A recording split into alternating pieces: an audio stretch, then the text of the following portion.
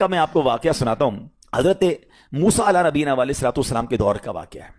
اللہ کریم نے آپ کو حکم دیا کہ اے موسیٰ فلاں علاقے میں جاؤ, میرے ایک ولی کا انتقال ہو گیا ہے, تو اس کا جا کر نماز جنازہ ادا کرو, غسل کفن کا انتظام کرو. آپ ادھر گئے, آپ نے جب غسل کفن کے لیے کوشش کی تو لوگ کہنے لگے آپ کدھر آ گئے, یہ تو بڑا گناہ گار, بڑا بدکار اور زمانے کا بیکار شخص ہے, آپ اس کا جنازہ پڑھنے آئے ہیں. بہرحال آپ نے وہ سارا کچھ کر دیا. پھر اللہ سے کہا کہ یا اللہ بندے تو یہ کہہ رہے ہیں تیرا نافرمان تھا, گناہ گار تھا, اور تو فرماتا ہے تیرا ولی.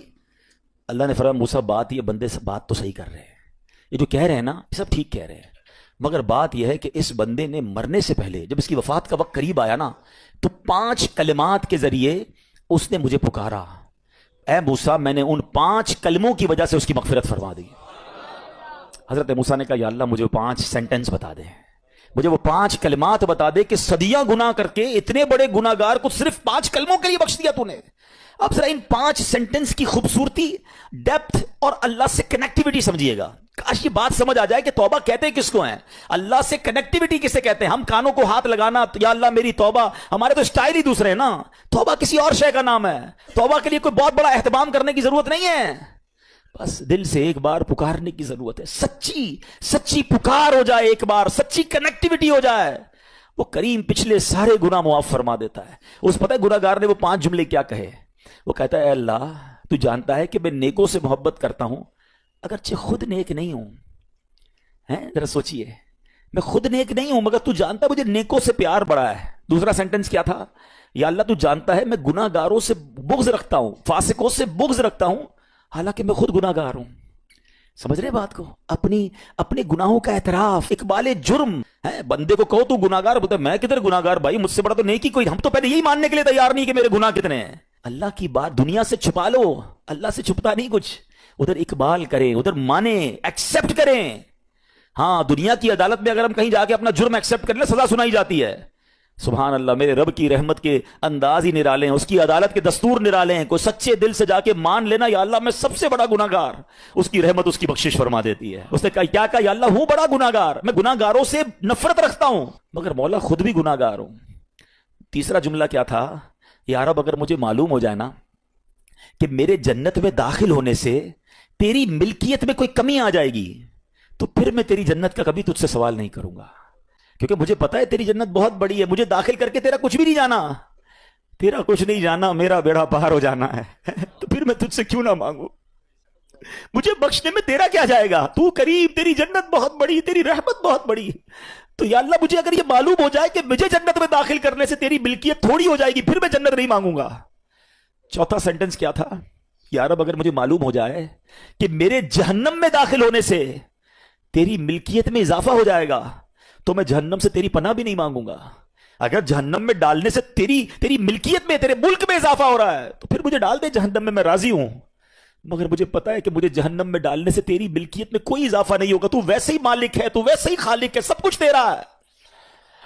اور آخری جملہ سنیے, وہ کیا کہتا ہے, یا رب اگر تو مجھ پر رحم نہیں کرے گا تو پھر کون کرے گا.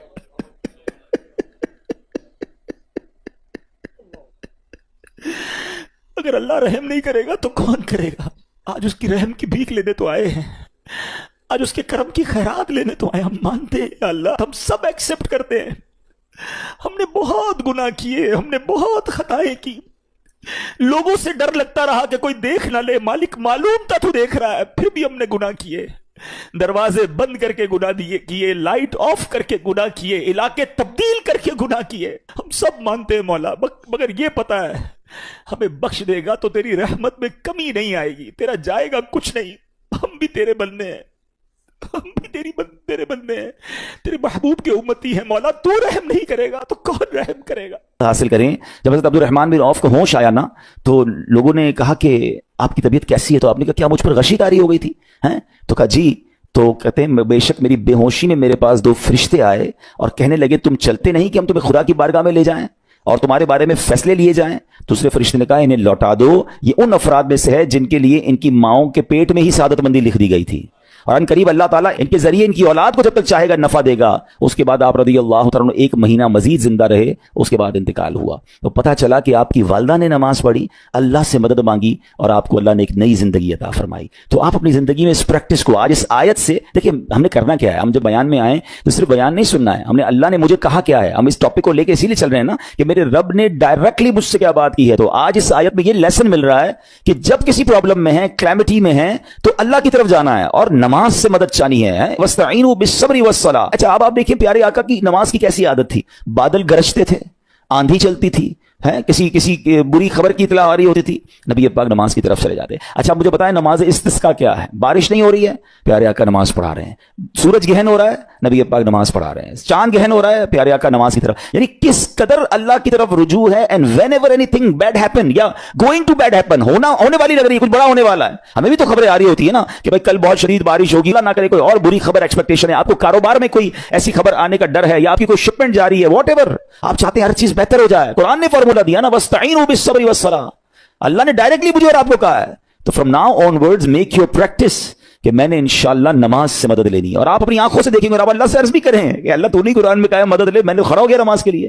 تو نماز سے آپ نے مدد لینی ہے. اچھا اب اس کے بعد آیت کا جو سیکنڈ پارٹ ہے کہ صبر سے مدد لینی ہے. اور آگے کیا فرمایا, ان اللہ مع الصابرین, اللہ صابروں کے ساتھ ہے. سبحان اللہ. اس کا مطلب یہ ہوا کہ اللہ تعالیٰ اپنے علم و قدرت کے ساتھ ویسے تو ہر کسی کے ساتھ ہے, لیکن یہاں صبر کرنے والوں کا خاص ذکر اس لیے ہوا تاکہ انہیں معلوم ہو جائے کہ اللہ تعالیٰ ان کی مشکلات کو دور فرما دے گا.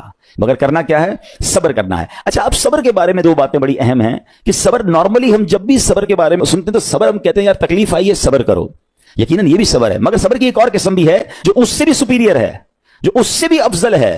اور وہ کیا ہے, گناہ کے لیے دل چاہے, حرام کے لیے دل چاہے, نفسانی خواہشات برا کام کروانا چاہ رہی ہیں اور بندہ اس پر صبر کرے.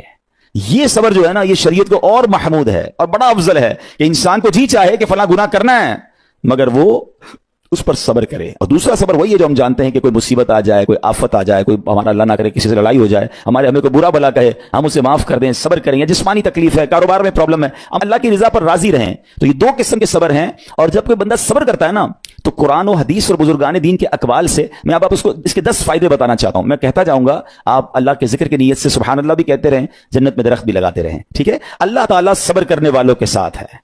صبر کرنے والے کو اس کے عمل سے اچھا اجر ملے گا, صبر کرنے والے کو بے حساب اجر ملے گا.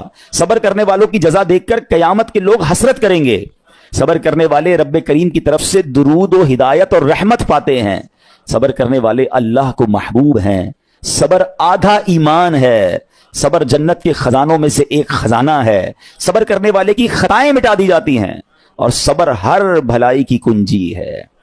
اب آتے ہیں ان دونوں صبر کو تھوڑا سا ڈیفائن کرتے ہیں. ایک نفسانی خواہشات, گناہ کا جی چاہتا ہے, کیونکہ نفس ہے نا وہ تو ہر وقت موج مستی چاہتا ہے, وہ تو ہر وقت چاہتا ہے جناب بس یہ بھی کام کر لوں وہ بھی کر لوں. اب مجھے یہ دیکھنا ہے کہ میرا یہ کام اللہ کو راضی کرے گا یا رب کو ناراض کر دے گا. لیکن جو نفسانی خواہشات پر صبر کرتا ہے نا, گناہ سے اپنے آپ کو بچاتا ہے. قرآن کیا کہتا ہے, وَأَمَّا مَنْ خَافَ مَقَامَ رَبِّهِ وَنَهَى النَّفْسَ عَنِ الْهَوَىٰ فَإِنَّ الْجَنَّةَ هِيَ الْمَأْوَىٰ. اور رہا وہ جو اپنے رب کے حضور کھڑے ہونے سے ڈرا اور نفس کو خواہش سے روکا تو بے شک جنت ہی اس کا ٹھکانہ ہے.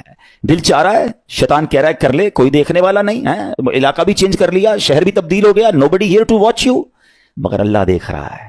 اچھا نارملی اگر غور کریں گناہ کرتے کیوں ہیں, جتنے بھی گناہ ہیں what ever the list of گناہ اٹھائیے, کوئی شراب پیتا ہے, کوئی بدکاری کرتا ہے, معاذ اللہ, کوئی جوا کھیلتا ہے, کوئی جناب بے حیائی کرتا ہے, گندی چیزیں دیکھتا ہے یا جھوٹ بولتا ہے, واٹ ایور, ان تمام گناہوں میں تھوڑی سی لذت ہے, ٹیسٹ. ٹھیک ہے, غیبت میں بھی ٹیسٹ ہے, بلکہ کتابوں میں آیا کہ غیبت میں شراب سے بھی زیادہ مزہ ہے, جبھی تو بندہ چھوڑتا نہیں ہے. اچھا لیکن یہ تمام ٹیسٹ میں ایک بڑی اہم بات اب میں کہنے جا رہا ہوں. یہ بزرگ نے بڑی کمال کی 1 لائنر ہمیں دے دیا ہے. وہ کہتے ہیں کبھی بھی لذت کے لیے گناہ مت کرنا, کیونکہ لذت ختم ہو جائے گی, گناہ کا جواب اور پنشمنٹ باقی رہ جائے گی. اب آپ اس فارمولے کو سامنے رکھیں کہ جب بھی ہم گناہ کرتے ہیں فیو منٹس یا فیو آورز کی ایک انجوائمنٹ ہے, آفٹر دیٹ انجوائمنٹ ختم, مگر اس کا جواب باقی ہے, عذاب باقی ہے, اللہ نہ کرے اللہ ناراض ہوا تو پنشمنٹ باقی ہے. تو کیا فرمایا, انجوائمنٹ کے لیے گناہ مت کرنا, انجوائمنٹ ختم ہو جائے گی, عذاب باقی رہ جائے گا. اور اگلا سینٹنس کتنا خوبصورت ہے, فرماتے ہیں کبھی بھی تکلیف کی وجہ سے نیکی مت چھوڑنا, تکلیف ختم ہو جائے گی, اجر باقی رہ جائے گا.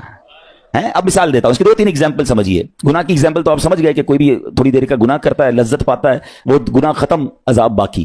اب نیکی میں کیا ہوتا ہے؟ فجر کے لیے اٹھنا ہے, نیند آ رہی ہے, دل نہیں چاہ رہا, آپ اٹھے, آپ نے وضو کیا, فجر پڑھا, وہ اٹھنے کی تکلیف تو ختم ہو گئی نا, واپس سونا ہے تو سو جائیے, مگر فجر کا اجر اور ثواب باقی رہ گیا ہے. رمضان کے روزے ڈیفیکلٹ ہیں, لیکن افطار کے بعد تکلیف ختم ہو جاتی ہے.